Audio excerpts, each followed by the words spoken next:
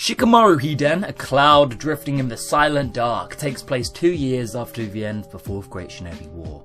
And this novel begins exactly how the Shikamaru solo story would start, sleeping on a rooftop, not doing the jobs. When exactly did I stop saying, what a drag? He thought to himself as he bunked his alliance duties to reflect on things. He looks across the Hokage monument and thinks about Kakashi and the 2 new heroes. They're not as impressive as their new legends say though. He calls one of them a total idiot, one of them pig-headed, and the other a total waste of an adult. No prizes for guessing who's who.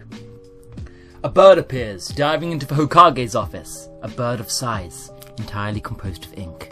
Shikamaru follows it and gets to work. He bursts into the office of the wasting adult Kakashi, and Shikamaru and the tired Hokage read the message. Dear 6th Hokage, I have concluded my investigation. However, not one of my 10 companions have returned. They could be captured or dead. The state of affairs in the Land of Silence is several times more serious than you suspected, Hokage. In fact, I believe this situation, if life continue as is, could potentially change the framework of the world itself. There's a man at work in this land called Gengo. He may very well change the world. Perhaps that's something I want. Kakashi, please. I don't know myself anymore. Well, that's weird. I sent a platoon of 10 skilled ANBU and they've all died. They've all been captured. Is that what you're telling me? Ninja now live in a united yet delicate era. Naruto brought the peace and nobody wants to kill each other anymore. But everyone's in healing. The war was described as changing the very terrain of the continent. Shikamaru still can't get over his father and his close friend Neji's sacrifices. Some say they made it through Madara's war luckily with only thousands lost. But Shikamaru believes that Neji was not a number, not 1 in 10,000. Nobody's death should be put down as something so simple as sacrifice. That's why they can't afford another war with the Land of Silence to break out. Shikamaru volunteers himself for the village's first S-rank mission in quite a while, an assassination mission to the Land of Silence. Boy, we're gonna rescue Sai and prevent an international incident. An assassination mission? It seems so. In the Land of Silence? That's what it says. I should go. No, you're the Hokage. You can't go to the Land of Silence. Because it's an assassination mission. It seems so. There's a lot of back and forth dialogue like this in the novel. Trust me, it gets repetitive. The next few chapters, the first half of the book, are spent meeting with other relevant cameos from the show. His barbecue with Ino and Choji, deciding not to recruit them for the Dark Execution mission. He comes across Mirai, Kurenai, and oh, it's Naruto from that Disney XD on Saturdays at 9 PM. Shikamaru gives Naruto a dad talk, promising that they're in this together. Look, I just want a day off at least. But you're a candidate for next Hokage. People are watching you. This is the most important time in your life. Have some self-awareness. Yeah, but... No buts. Hey, Naruto, you're gonna be Hokage. I'll make you Hokage. Whilst going through this walk through memory lane, he reminds the reader of everything that they may have missed, from the rise of Kaguya to how Asuma, their previous sensei, would take them to barbecue. To the mission from 6 years ago where they chased Sasuke. Very unrelated events. What Shikamaru, it turns out, is a nostalgic motherfucker. It seems that the writer really loves his context or has some serious padding to do, because so far this book is like reading the Naruto wiki page. Shikamaru reflects on his final day. He's got a lot of promises to hold. To train Mirai, balance his alliance duties, babysit Naruto to the Hokage seat, whilst also making sure he becomes a well-developed man to make his father proud. A day later in the Land of Iron, Shikamaru sleeps for a Ninja Alliance meeting he's co-leading. He's a rising star of the 5 Nations. At just the age of 19, he's one of the most important people this alliance has got. Which would be great if he didn't sleep for every meeting! Temari approaches him afterwards, asking him what's wrong. What, it's something you can't talk to me about? She cut into him. Despite being alliance shared business, Shikamaru and Kakashi are keeping their assassination mission a secret, in direct violation of the 5 Nations policies. Shikamaru replies coldly, rudely telling her, I'll handle it. Looking sad, then hurt, then angry, Temari sends that motherfucker flying down the room. Yeah, wind style jutsu. Jesus, you can't do that to your waifu. Huh, I never thought I could have judged you so badly. She strides off, her eyes uncharacteristically damp. Bruised up, Shikamaru meets his new comrades for the mission. Kakashi introduces Ro and Soku, two ANBU handpicked for their assassination. Ro is a 50-year-old stern man with the tone of a samurai and a square jaw. His jutsu allows him to mold and erase chakra. The perfect hiding method. Imagine going invisible in a UAV. And Soku is a 14-year-old girl who has already infiltrated the ANBU ranks. You may think immediately, oh, that's awesome, that's awesome. But then you meet her. In the world of Shinobi, ability is like everything. The one thing I'm not interested in is being ridden up as a kid. Hey, can you stop saying like so much?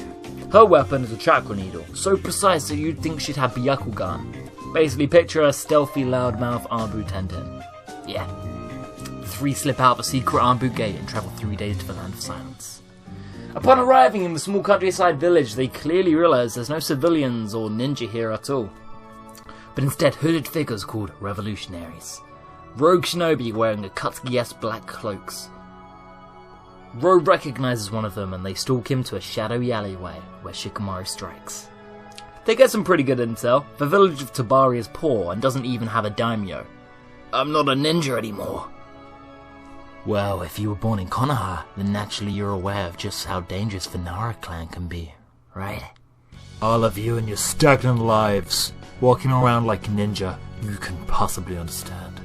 Hey, I don't care if I end up strangling you to death, you know? Minoichi tries to bite off his own tongue, but Soku puts that needle through his chakra point in his throat. Minoichi goes to sleep. In Chapter 2, characters largely talk about what they've already established. I think it's good. I think it's good that Ro reminds the gang that they have to kill Gengo. They might have forgotten. It turns out the Land of Silence is ruled entirely by ninja who chased out their daimyo. They find a public lecture hall where Gengo apparently gives speeches every day. The next day, Ro disguises their chakra and he and Shikamaru blend right into the crowd of countless rabid supporters. Soku sits on the roof above, waiting for Shikamaru to catch Gengo in the shadow so she can shoot her orange arrow through his neck. Gengo appears, a cloaked adult man with a slick jaw and blue hair. He's cheered with thunderous applause for what Shikamaru considers a pretty basic speech. 10 years before we exterminated the politicians and our land prospers like never before. They discriminate against the ninja, segregate us, keep us under their thumbs, although they have no power. I will remove the daimyo from this world, and we will build a better one, just as the Akatsuki started. The shadow hits Gengo's feet, but they don't quite latch on. Oh look, I see some little mice have joined us. He looks straight at Shikamaru, breaking the cover. Shikamaru leaps onto the stage, kunai in hand, but a kick smacks into the side as he lands on the floor. Sai? Chapter 3. Sai attacks on Sai, summoning several ink tigers and slashing his throat. Shikamaru counters with the Shadow Stitching Jutsu, a jutsu Shikamaru has learned to use greatly since HIDEN, now a very capable offensive attack. Enough of this futile struggle. Gengo's inspiring and charismatic words distract Shikamaru, suppressing his jutsu. He's lost. So this is the genius of Konoha. You'll make a fine addition, if you'll hear me out. Shikamaru, in true badass fashion, curtly replies, "If you don't finish me off right here and now, things will get scary later." He's punched in the throat and knocked unconscious. He awakes in a cell, where Gengo gives him daily visits. That's cute. Gengo identifies himself as a missing ninja from the Hidden Mist, an original supporter of Zabuza Momochi. See, now this is interesting because it means origin story time for Masked Demon himself. Zabuza Momochi was the first revolutionary, attempting to overthrow the ninja world and give control back to the ninja. It was when he started funding the organization with dirty blood money from mafia missions, he was abandoned by his own people. Gengo took control of the movement and invaded the village of Tabari. Be one of my hands, Shikamaru. With you I can give rise to a new world. No thanks. Shikamaru has been quite gifted with dumb opponents throughout the series. Headstrong powerhouses who can easily be outsmarted, but the man in front of him right now may not only be better with words than Shikamaru, but may be smarter than him too. Shikamaru thinks back to his father's death, where the reader is met with yet another recap paragraph. Great, love these. Detailing how Obito became the 10th house host and shot Nuke across the division. I guess this author has to fill up pages somehow. I mean, anything else whilst you're at Shikamaru? Any more nostalgic callbacks to unrelated events? Perhaps that time you almost kinda died, but not really. Maybe you thought of that Ichiraku ramens you had that one time? Luckily, Gengo cuts back in. Why must ninja be so persecuted? Ah, god damn it, he's only a ninja rights activist, isn't he? Now, while Shinobi don't seem especially underrepresented, with the 5 ruling Kage and 2 ninjas being demigods on Earth, but it's actually quite interesting how Gengo completely raises a good argument. It's in our nature. Why is the adjective hidden attributed to the 5 ninja villages? Why must ninja hide? With all of our power, it is still the daimyo who rule over the majority of the continent. Fun time to remind everyone that we haven't seen the extent of the Naruto universe. There are thousands of normal civilians, normal people who have never heard the name of Hashirama, Madara, Naruto, all the people who died for them. Never. Shikamaru's eyes narrow, knowing there's truth in his words. Gengo's voice overwhelms him. He's entranced by his inspiring, masterful use of words. Why must those with power do the work of maids and earn money by the day? Where were the citizens and rich politicians when Madara plunged the world into war 2 years ago? Ninja sacrificed their lives, and yet how many precisely know the name of Naruto Uzumaki, Kakashi Hatake, the 5 Kage, Akatsuki? Are they not the names of history to be passed down the ages? Gengo orders for his chains to be removed as they walk to a great hall. Shikamaru thinks, can I really kill this man? As he is offered a chair in the great hall as Soku and Ro sit behind them, bruised and battered. So why didn't Shikamaru receive torture? But even through their bruises, they have to admit that Gengo has a good point. Shikamaru is the last one to comply, and for the first time ever, Shikamaru is stumped. He's about to join Gengo to help overthrow the 5 nations to restore them to glory. Sorry Naruto, you have to wait. Wait, no. Something doesn't quite add up. Shikamaru's brain scans the room in Sherlock Holmes fashion and focuses on his allies. Ro and Soku are ANBU elites, the most loyal Konoha have to offer. In fact, them and Sai seem to harbour no resentment for the man who had tortured them. One word sprung to mind. Genjutsu. Isn't it about time you gave up? Shikamaru's body melted. Things would be easier if he just accepted it. He could forget about these hassles and finally get some rest. Shikamaru goes to take Gengo's hand. A huge gale hits him against the body and throws him to the ceiling. Enter Temari. I expect more from you! Get it together, you idiot! A single blow had knocked him out of the Genjutsu. Gengo and the revolutionaries attack. Gengo's words flow into his ears, but now reunited with Temari, he can only think of one thing to his revolutionary speech. What a drag. Why'd you get tears in your eyes when you yawn, anyway? What? No. Listen to my words. He averts his jutsu to the battling Temari, layering the chakra through his vocal cords. But the last time she faced Sound Genjutsu, yeah, it's kinda hard to hear for a gale of wind. Shikamaru chases Gengo up the staircase as Sai draws 2 twin lions to tear at his feet. Temari blows them away. Whoops! Your opponent's right here. The revolutionaries are no mindless genin though, and they all begin to swarm Temari. Human boulder! Choji bursts through the wall, followed by Ino, Sakura, and Naruto. Remember those guys? Stepping off of the sand of the Kazakage. So our final 2 battles are Shikamaru vs Gengo and Temari vs Sai. Temari's weasel sickle summon turns Sai's creations to ink. It's almost charming how you don't hold back. Her jutsu shake the room. This is the woman who challenged Madara Uchiha as they take it outside. But Sai, a stealth nin, has completely vanished. She guesses an attack from behind and takes a gamble, luckily stabbing through a small tiger scraping her shoulder. Now, Temari is far beyond much of the Konoha 11 in power, Sai included, but close quarters combat is hardly her forte. Temari even ironically calls Sai a one-trick pony, but at least he has close-range combat skills, unlike you. Sai casts ink clones. She takes another gamble, but this time, took the wrong one. Damn it! She throws up a fan in defensive mode, as a knife sticks through her abdomen. Sorry about this. Assassination, even. My speciality. By focusing the chakra to the tip of his kunai, he had buried the blade through Temari's fan into her stomach. None of you are a match for Lord Gengo. We will rule over this world. You really believe that?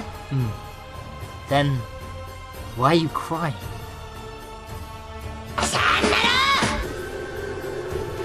Sakura punches Sai unconscious and tends to Temari's wounds. Meanwhile, Gengo leads Shikamaru to a pitch-black room. A door locks and the sound of a sword being drawn is heard. I hate to tell you, but dark and shadows are my friends. Gengo slashes with his hidden mist longsword as Shikamaru dodges and weaves his way through the attacks. You know, it's quite pathetic.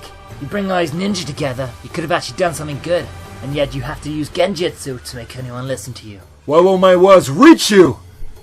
Revealing his location, Shikamaru uses the Barrage of Lions, a taijutsu move stolen from Naruto, Sasuke, and Lee's Chunin examples. Genjutsu only works on guys with a crack in their heart. Truth is, I'd rather not be doing any of this. But one day, the ninja will disappear entirely. That's the alliance. But the day is coming when ninja won't be needed at all. That's the end game. That's peace. Sorry I have to steal your dream from you. Shoji expands a giant hand and traps Sai as Ino instinctively uses mind transmission jutsu. Having taken control of his own trap, Shikamaru is joined by his two ANBU companions as the light comes flooding back in. Gengo charges with his sword, cutting Shikamaru's head in half. Boof. Shadow clone. Another. Boom. Another. Boof. Shadow clones everywhere. Road starts disguising the chakra of the clones so you can't tell which one's which. Whatever you try, it's futile! Look, it's the final battle. We may as well have some fun with it. Gengo's brain unconsciously starts following a pattern. He thinks he knows the chakra because of Ro, but the real Shikamaru, with his real chakra, sneaks in and catches Gengo in suffocating darkness. Checkmate. Soku sends a chakra needle for his tongue, paralyzing and shutting him up for once and for all. Mission complete, huh? Bit messier than I'd like, but... Outside, Shikamaru talks with Gaara as Sakura heals Temari. I owe you one, Kazekage. So don't stand on ceremony. We're friends, and friends help each other out. Just as the Sand Ninja depart, Shikamaru calls Temari's name. Gaara motions to the troop to keep on going. What? Hey, not letting you help me was the dumbest move I've ever made. I won't let it happen again. Look, how about we have dinner or something sometime? You asking me on a date? Yeah, I guess that's the gist of it. She sighs. I don't know. What a drag. The full smile she turned to him was something that he would remember for the rest of his life.